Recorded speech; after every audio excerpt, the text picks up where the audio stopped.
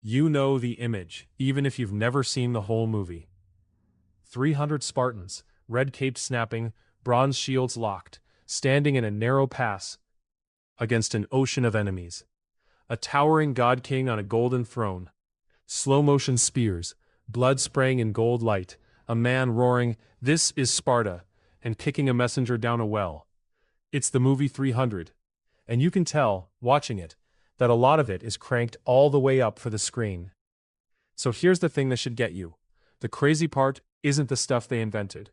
It's the stuff they didn't have to invent. Because a small force of Greeks really did stand in a narrow pass and hold off the largest empire the world had ever put together. There was a Spartan king named Leonidas, who walked into that pass knowing he was going to die there, and chose it anyway. And the true story has details so good, the movie left them out, including one thing it completely erased, that makes the Greeks look even better than the film does. This is Real Roots, the real history behind the stories you love. Let me take you to the actual hot gates. Start with what was coming, because you can't understand the stand without understanding the size of the thing it stood against. The year is 480 BC. The Persian Empire, under a king named Xerxes, is the largest empire the world has ever seen. It stretches across most of the known world, from Egypt to India. And it is now pouring west into Greece to swallow it whole. Xerxes has brought an army so big that the ancient writers threw their hands up trying to count it. And I have to be honest with you here, because this is exactly where the channel earns its keep. The ancient sources say Xerxes brought millions of men. Herodotus, our main source, throws out numbers like 5 million.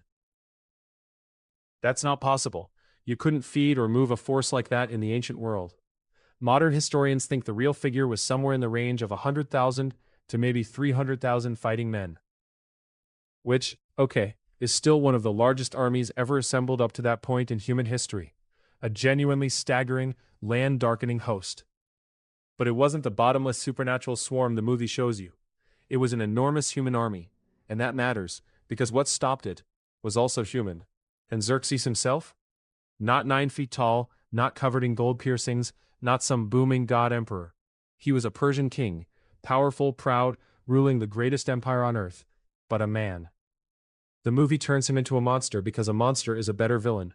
The truth is he didn't need to be a monster.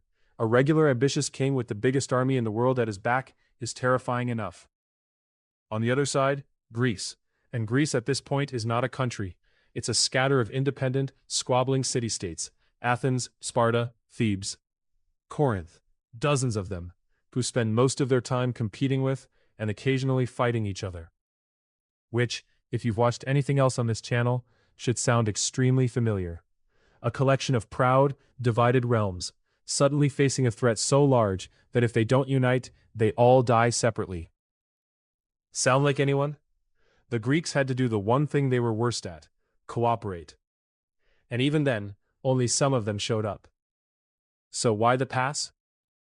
This is the part the movie makes look like pure bravado, and it was actually cold strategy. Thermopylae means the hot gates, named for the sulfur springs there. And geographically, back then, it was a genuine bottleneck. A narrow strip of ground with steep mountains on one side and the sea on the other.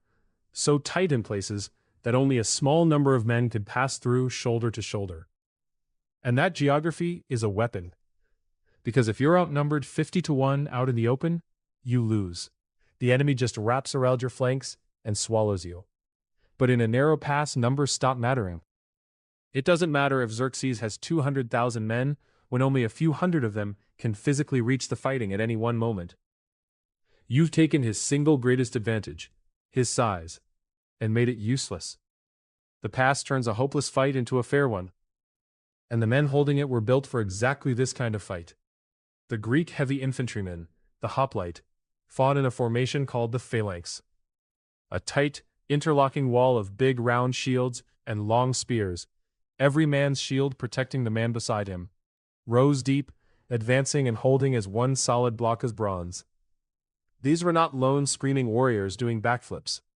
The power of the phalanx is discipline. Men trained to hold the line and not break, no matter what's coming. And the Greeks were far better armored than most of the Persian infantry facing them. who often fought in lighter gear with wicker shields.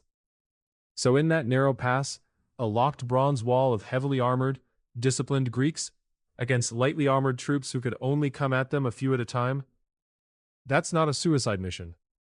That's a slaughter, and for the first 2 days, the Greeks were the ones doing the slaughtering. Now, the men. And here's the thing the movie erased. The big one.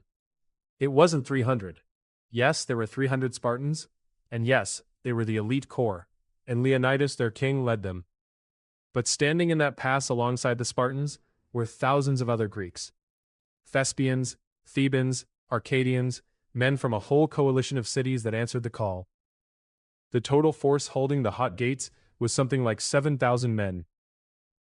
The movie takes all of those allies, all those thousands of other Greeks who fought and bled and died there, and quietly deletes them so the story can be a pure Spartan legend.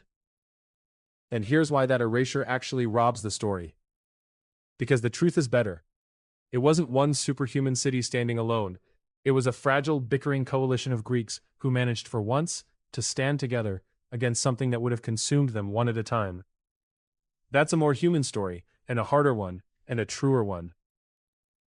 The Spartans were the tip of the spear, but they were not alone, and the men beside them deserved to be in the picture. Now the Spartans. Their reputation is not movie invention, it's earned, and it's genuinely a little frightening. Spartan boys were taken from home around age 7 and put through the agoge, a brutal, lifelong military education designed to produce the most disciplined, heavy infantry in the Greek world. They trained for war their entire lives. War was the profession. Everything else was farmed by a subjugated population, so the Spartans could just be soldiers. So when 300 of them show up, that's 300 of the most professional killers of the age. And Leonidas chose those 300 with a chilling specific rule. He reportedly handpicked men who already had living sons, men whose family lines would continue even after they died. Think about what that tells you. He wasn't picking men he expected to bring home. He was picking men whose deaths wouldn't end their bloodlines, because he already knew, walking in, that this was a one-way trip. That detail comes straight from the histories, and it's grimmer and more moving than anything the movie put on screen. So the fighting begins, and for 2 days, the pass holds.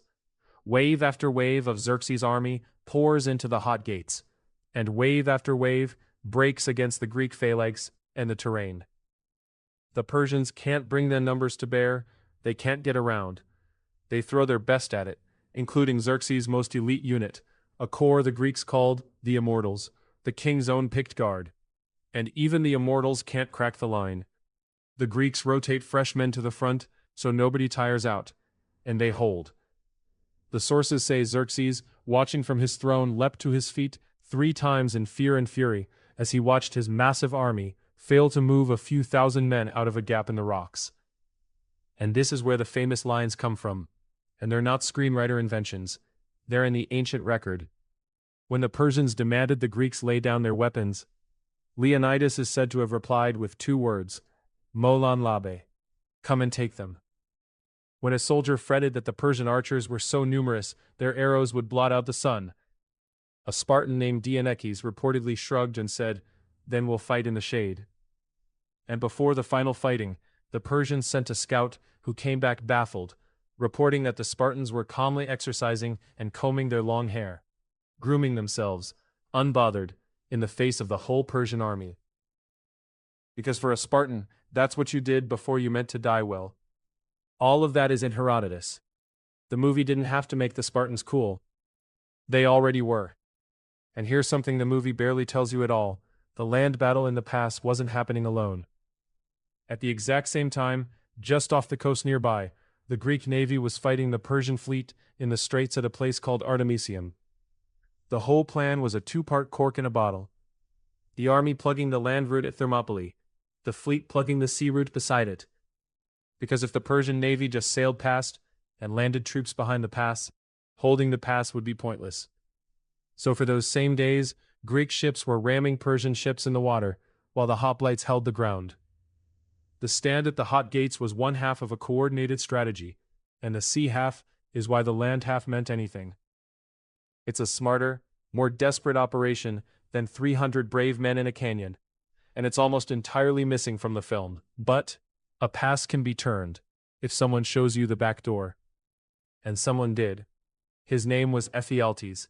He was a local Greek who knew the mountains, and for the promise of a reward, he went to Xerxes and showed him a hidden path.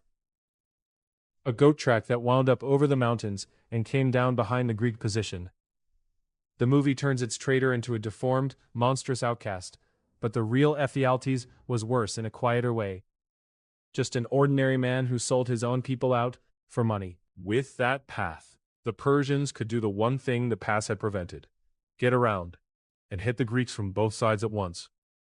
Leonidas found out he was being surrounded.